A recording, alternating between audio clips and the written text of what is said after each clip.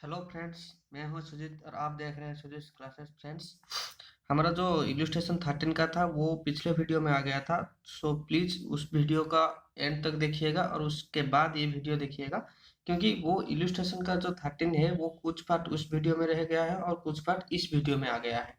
सो मैं उस वीडियो का लिंक यहाँ पर भी दे दूंगा और इस वीडियो का लिंक उस वीडियो पर भी दे दूंगा, तो आप उसी को देख लीजिएगा। सो ये क्वेश्चन आप कंप्लीट कर लीजिएगा, ठीक है। तो हमारा ये जो डेफिशिएंसी अकाउंट है ये निकल आया था। ये जो इलस्ट्रेशन 13 का है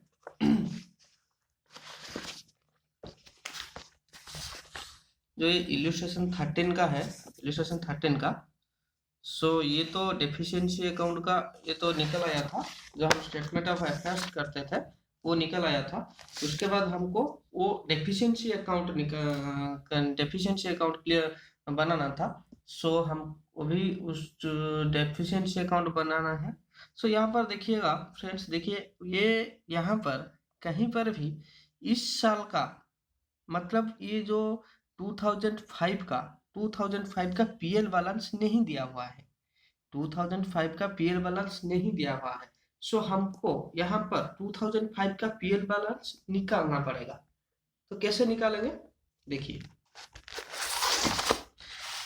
पिछले जो क्वेश्चन हम किए थे वहां पर तो पीएल बैलेंस दिया होता है, तो हम उसको डायरेक्टली उसको डेफिशिएंसी अकाउंट में लाकर हम उसको क्या डेफिशिएंसी अकाउंट बना लेते थे, वो डायरेक्टली आ जाता था। तो यहाँ पर तो पीएल बैलेंस या पीएल का जो भी प्रॉफिट हो या लॉस हो कोई भी तो यहाँ पर दिया नहीं है ना। तो हम उसको क्या करेंगे, इसको हम पहले एक ट्रायल बैलेंस बनाएंगे। क्यों बनाएंगे, सो हमको पीएल बैलेंस चाहिए तो हम उसको एक ट्रायल बैलेंस बनाएंगे और उसके बाद क्या करेंगे, उसके बाद हम डेफिशिएंसी अकाउंट बनाएंगे, ठीक है। चलिए, सो हम पीएल बैलेंस निकालने से पहले हम अभी रिजर्व अकाउंट बनाएंगे, क्योंकि हमको रिजर्व अकाउंट का बैलेंस दिया हुआ है। तो पिछले साल का 2-3 साल का, पिछले साल का हमको रिजर्व अकाउंट, रिजर्व बैलेंस का, रिजर्व एंड सरप्लस का बैलेंस दिया हुआ है। तो हम उसी से निकाल के स्टेप बाय स्टेप करते चले जाएंगे। देखिए 2000 में रिजर्व था दिसंबर 31 का, क्या रिजर्व था, टू पीएल अकाउंट कितना आ गया था, देखिए। हाँ देखिए, सो यहाँ पर देखिए, यहाँ पर दिया हुआ है on 31st December 2000 the balance sheet of the company showed general reserve of 40,000 accompanied by the debit balance of 25,000 in the PL account. So हमारा जो जनरल रिजर्व है यहाँ पर आ गया बाय बैलेंस विडी 40,000, ब्रॉट डाउन आ गया 40,000 एंड पीएल अकाउंट में आ गया 25,000, ठीक है, ये चला आया। सो उसके बाद 2001 में क्या हुआ, देखिए 2001 में ये आ गया, क्या कहा गया कि इन 2001 the company made profit 40,000, company का प्रॉफिट आ गया। सो 2001 प्रॉफिट आ गया बाय पीएल अकाउंट, कितना आ गया प्रॉफिट फॉर द ईयर कितना आ गया 40,000। यहाँ पर 40,000 का प्रॉफिट आ गया, लिखा हुआ है क्वेश्चन में दिया हुआ है made profit 40,000 and declare dividend 10% on equity share. So equity से जो डिविडेंड देना पड़ेगा। सो टू डिविडेंड कितना आ गया, to dividend 10% equity. So equity कितना था, इक्विटी था 2,40,000, 2,40,000 का 10% नहीं, 3,000 इक्विटी 100 ईच। सो 3,000 इक्विटी 100 ईच कितना आ गया, 3,000 इंटू 100, सो 3 लाख इंटू 10%, सो 30,000। सो यहाँ पर 30,000 है बट पेड ऑफ है कितना, सो 80 रुपीज का पेड ऑफ है। सो यहाँ पर कितना आ जाएगा, सो 2,40,000 इंटू 10%, सो 24,000 आ गया इसका कितना डिविडेंड आ गया, इक्विटी का डिविडेंड आ गया 24,000 और प्रेफरेंस का डिविडेंड कितना आ गया। सो प्रेफरेंस का डिविडेंड आ गया 95,000 इंटू 6%, सो 5,700। ठीक है, आ गया। उसके बाद आता है 2002 टू 2004 क्या आता है, यहाँ पर क्वेश्चन पर दिया हुआ है कंपनी सफर लॉस 1,90,000, सो 1,09,000 का इसका लॉस आ गया। टू पीएल अकाउंट इसका लॉस आ गया 1,09,000 का, 1,09,000 का लॉस आ गया और लॉस ऑफ स्टॉक 40,000। सो ये सब उसके अंदर आ गया है और लॉस ऑफ स्टॉक भी आ गया है 40,000 का। तो लॉस ऑफ स्टॉक वो ये भी आ गया 40,000 का आ गया। सो उसके बाद निकलता है जो भी बैलेंस बचता है वो इसका पीएल बैलेंस हो जाता है। सो ये पीएल बैलेंस कब का है, 2005 का जनवरी 1 का। To balance carried down 1,23,700। So ये आ गया बैलेंस। ठीक है, मैं इसको मतलब एडिशन नहीं किया था,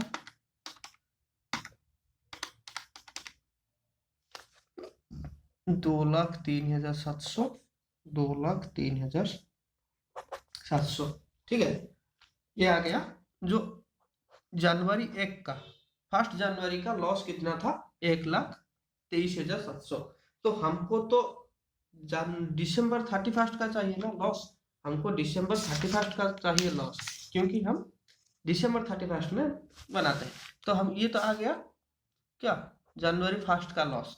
सो हमको जो 31 दिसंबर का लॉस चाहिए वो हमको ट्रायल बैलेंस से चाहे मिल जाएगा। सो यहाँ पर हम एक ट्रायल बैलेंस भी बना लेंगे, ट्रायल बैलेंस। ठीक है, देखिए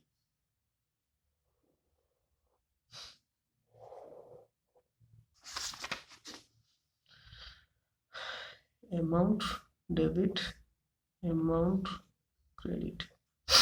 सो लैंड जो बुक वैल्यू है सब लिख लेना, जो भी एसेट का है सो डेबिट साइड में आ जाएगा और जो लायबिलिटी का है सब क्रेडिट साइड में आ जाएगा। ये तो ट्रायल बैलेंस का रूल तो आपको ही पता ही होगा ना।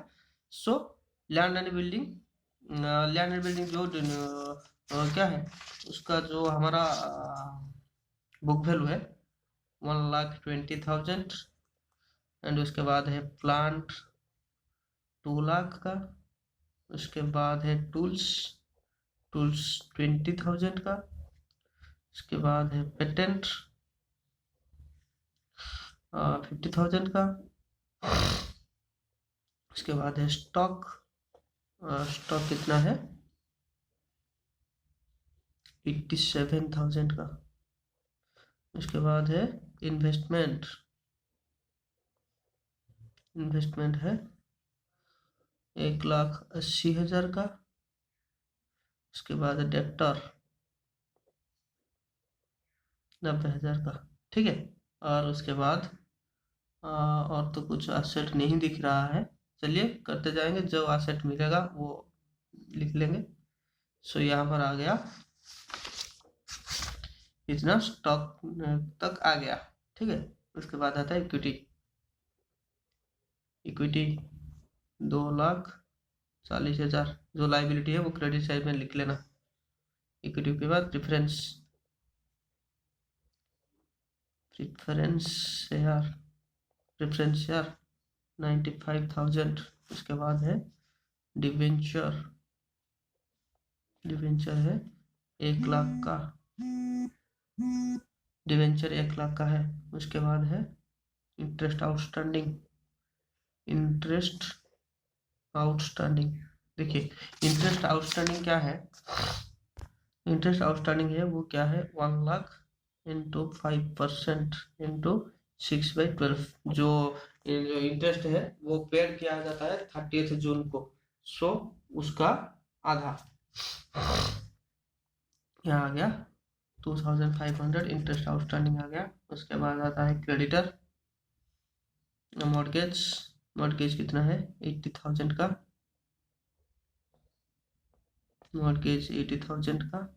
उसके बाद आता है क्रेडिटर, क्रेडिटर क्या आता है 2,65,500 का, 2,65,500 का। और उसके बाद आता है क्रेडिटर आ गया, और वेजेस, वेजेस कितना आता है 20,000 का। और उसके बाद आता है सैलरी, सेक्रेटरी सैलरी, सेक्रेटरी का सैलरी जो है 3,000 है। और director salary,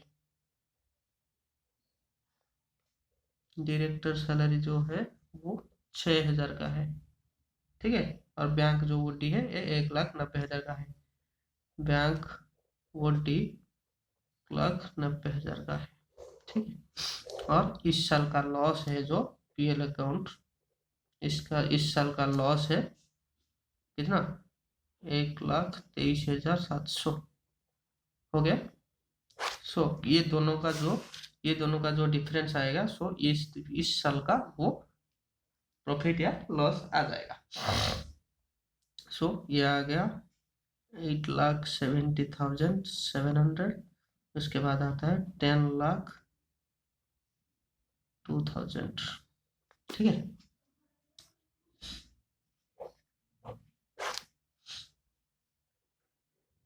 loss of the year 1,31,300, ये लॉस निकल गया।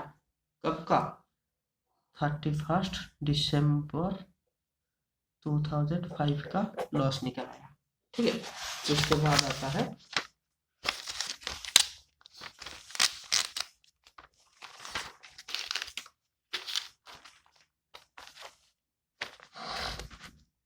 उसके बाद हमारा डेफिशिएंसी अकाउंट निकलता है, डेफिशिएंसी अकाउंट, ठीक है। जो डेफिशिएंसी अकाउंट है वो पहले क्या आता है, पहले क्या आता था, पहले आता था excess of liability over assets. So यहाँ पर पहले लिखते हैं कंट्रीब्यूटिंग डेफिशिएंसी क्या आता था यहाँ पर, items contributing to deficiency, items contributing to deficiency. So क्या क्या आइटम डेफिशिएंसी को कंट्रीब्यूट करता है, so excess of liability, excess of liability over assets क्या है नील, कुछ भी नहीं है, कुछ भी लायबिलिटी नहीं है।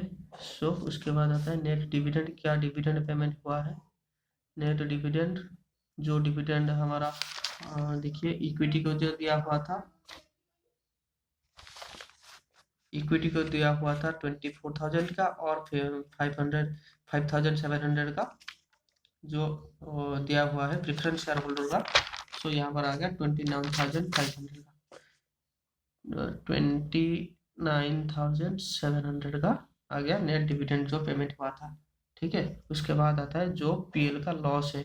उसके बाद जो डेफिशिएंसी अकाउंट है, देखिए वो डेफिशिएंसी अकाउंट क्या होता है कि हमारा जो कुछ भी इस साल में चेंज हुआ है, इस साल में नहीं, टोटल इसी दिन तक, वाइंडिंग अप दिन तक जो कुछ चेंज ऊपर नीचे जो भी हुआ है वही यहाँ पर लिखना है, क्या क्या ऊपर नीचे हुआ है, ठीक है। तो नेट डिविडेंड तो हो गया। सो उसके बाद आता है loss, trading loss, trading loss क्या आता है, पहले हमारा लॉस था कितना, हमारा जो लॉस था बुक में देखिए वो तो 1,09,000 का लॉस था, 1,09,000 का लॉस था, ठीक है। और उसके बाद फिर से लॉस हो गया कितना 1,31,300 का लॉस आ गया, सो यहाँ पर आ गया, देखिए क्यों ये दोनों क्यों लिखा हुआ है, क्योंकि जो लॉस है वो तो 2002 से 2004 तक का आ गया, ये भी लॉस आ गया और उसके बाद फिर से भी लॉस हो गया। ठीक है, ये दोनों लॉस मिल जाएंगे। ठीक है, वाइंडिंग अप के टाइम ये 2002 से 2004 तक जो भी लॉस हुआ वो भी आएगा, और 2004 से 2005 तक जो भी लॉस हुआ वो भी आएगा। वो दोनों मिल जाएंगे डेफिशिएंसी अकाउंट बनाने बनाने वक्त, वो दोनों मिल जाएंगे। जो लॉस हुआ था, सो वो कितना आ गया, 2,40,300 का लॉस आ गया। उसके बाद और लॉस अदर देन ट्रेडिंग का जो हमारा जो लॉस ऑफ स्टॉक था, लॉस ऑफ स्टॉक जो था वो आ गया 40,000 का। ये तो उसी साल हुआ है ना, 2004 में हुआ ना, 40,000 का वो आ गया। और क्या आएगा, जो एसेट जो रियलाइजेबल वैल्यू, जिस एसेट का बुक वैल्यू से कम हुआ है वो तो कंट्रीब्यूट करते हैं ना डेफिशिएंसी का, जिसका रियलाइजेबल वैल्यू बुक वैल्यू से कम हुआ है। सो यहाँ पर लिख लेंगे लॉस ऑफ एसेट्स, में लिख लेंगे। प्लांट का क्या था, मैं एक बार एक साथ मिला के लिख लेता हूँ, पर आप ऐसा नहीं करेंगे। प्लांट का देखिए, प्लांट का था 2 लाख का और रियलाइजेबल वैल्यू आ गया 1,30,000 का। सो यहाँ पर लॉस कितना आ गया, सो यहाँ पर लॉस आ गया 70,000 का लॉस आ गया। उसके बाद टूल्स आता है, टूल था 20,000 का और इसका जो रियलाइजेबल वैल्यू आ गया 4,000 का। सो यहाँ पर लॉस आ गया 60,000 का। और जो पैटेंट है उसका लॉस था, उसका बुक वैल्यू था 50,000 का, और जो उसका जो रियलाइजेबल वैल्यू वो 30,000 का था, और यहाँ पर लॉस आ गया 20,000 का। इस तरह हम ये सब देख लेंगे, तो यहाँ पर आता है हमारा 1,59,000 का लॉस आ जाता है। ठीक है, इसके बाद आता है आइटम कंट्रीब्यूटिंग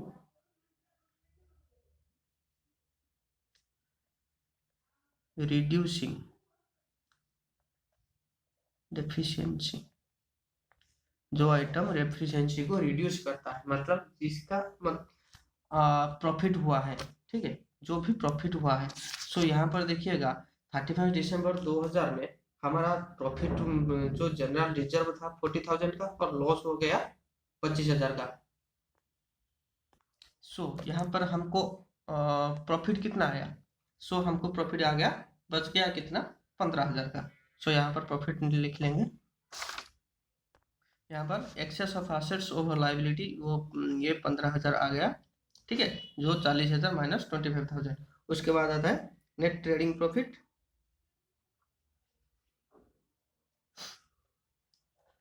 नेट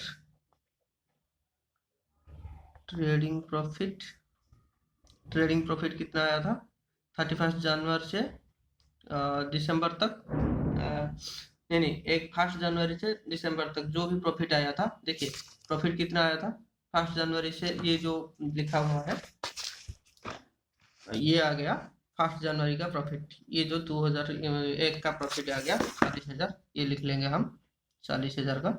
उसके बाद आता है जो हमारा प्रॉफिट, जो एसेट का जो प्रॉफिट हुआ था, प्रॉफिट फ्रॉम,